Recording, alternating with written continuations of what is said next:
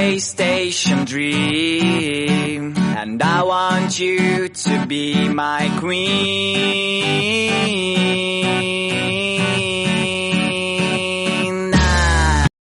Hello friend, कैसे हैं आप सब लोग। The first and academy law classes में आपका फिर से स्वागत है। As per notification today is 1 May 2020। As per the last notification mention किया था कि 1 मई को एक DGS का एक क्वेश्चन लेके मैं आपके सामने आऊँगा। काफ़ी लोगों की बात आ रही थी कि सर आप क्रिमिनल सब्जेक्ट उठाइए, तो दैन मैंने सोचा चलो आज मैं क्रिमिनल पर ऊपर ये क्वेश्चन लाता हूँ। बट दिल्ली जुडिशरी के अंदर दिक्कतें आती है, वहाँ क्वेश्चन बहुत बड़ा आता है और जब उसका आंसर लिखना होता है वो उतना बड़ा नहीं लिखना होता। अभी आपके सामने एक मैं क्वेश्चन लाया हूँ और आप इसको जरा ध्यान से पढ़िए। क्वेश्चन पढ़ने से पहले आप ये देखिए, ये क्वेश्चन नहीं है, ये एक केस की समरी है।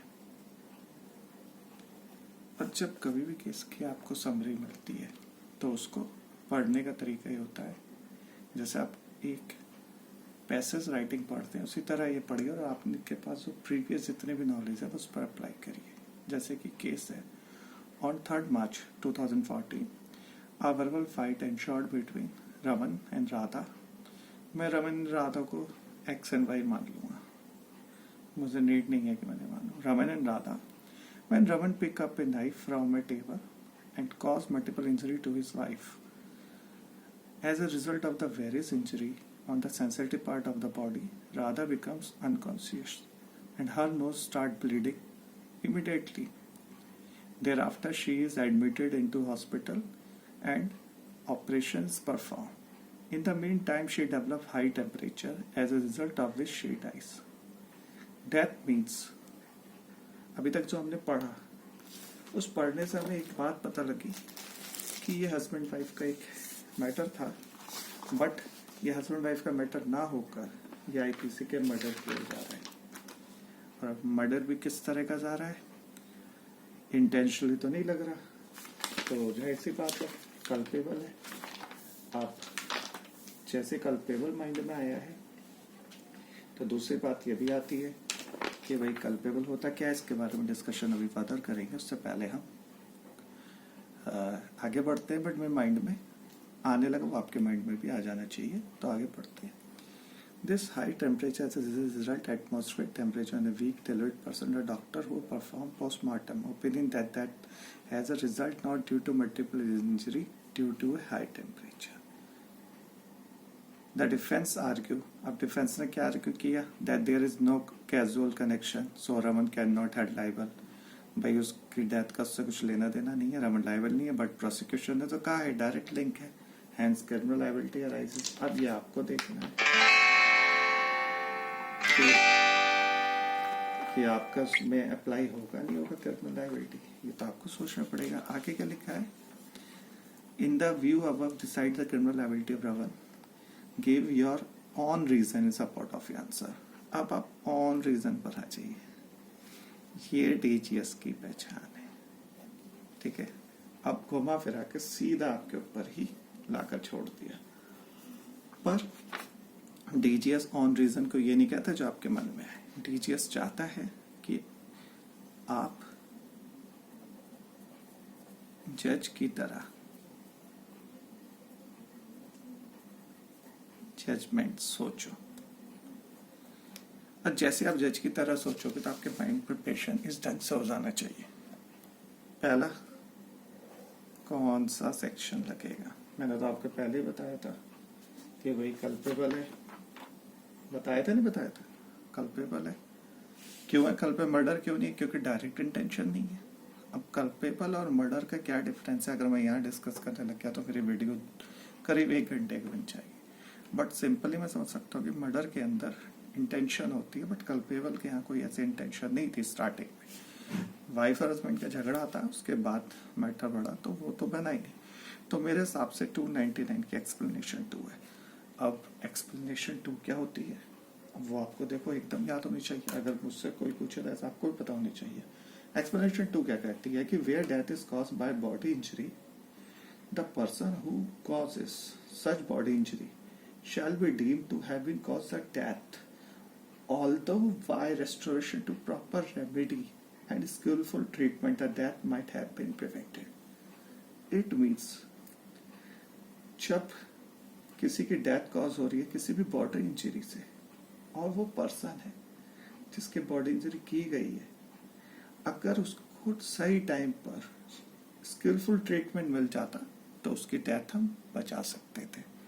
ये एक्सप्लेनेशन 2 कहता है। अब मैं यहाँ इस सब चीज को एग्जाम में नहीं लिखूंगा, रिमेम्बर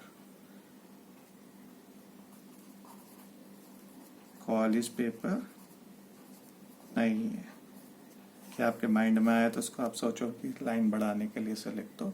नो, मेरे माइंड में इतना आ गया बहुत है, बट पूरी स्टोरी भी मेरे माइंड में आनी चाहिए।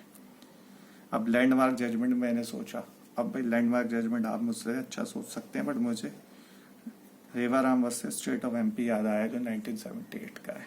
लैंडमार्क जजमेंट है, इसके ऊपर भी मैं आगे वीडियो डालूंगा, बट उसके लिए आप मेरे चैनल को सब्सक्राइब और शेयर करते रहिए जिससे कि मेरा मोटिवेशन टूटे नहीं। देन हम जब आगे बढ़ते हैं तो हमने क्या डाला, the fact of this case is taken from the case of Rewa Ram versus state of MP 1978 से मैंने लिया है। उसमें क्या हुआ था, in this case one person cause multiple injury with knife to his wife. Same situation लग रही है, ठीक है। उसके बाद एक सेकेंड, थोड़ा सा एडजस्टमेंट किया है मैंने इसमें। तो in this case one person cause multiple injury with knife to his wife. The lady was admitted into hospital. Operation was performed. Thereafter, she developed high temperature as a result of which she died.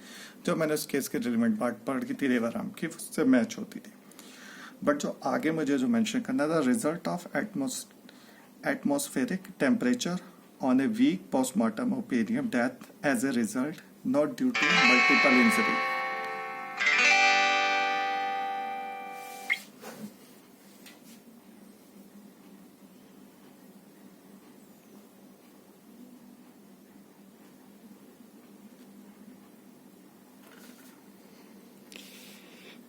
Then जब multiple injury due to high temperature नहीं, but MP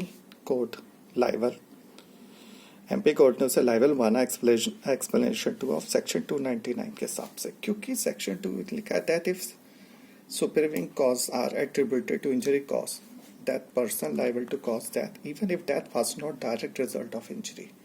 आपको 299 मैंने बताया था, अगर उस समय उस पर्सन को हम प्रॉपर ट्रीटमेंट देकर बचा लेते और अगर हम नहीं बचाते हैं तो हमारे पास सेक्शन 299 की एक्सप्लेनेशन 2 लग जाएगी। तो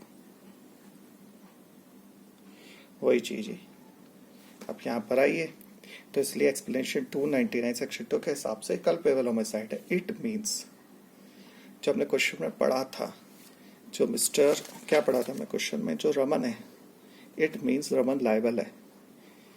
क्यों लायबल है? सेक्शन 299 एक्सप्लेनेशन 2 के हिसाब से, ठीक है, वो लायबल है क्योंकि उसने जो इंजरी की थी that person liable to cause death, और even if death was not the direct result of injury, so at last intervening as supervision cause of high temperature was the result of direct multiple injury.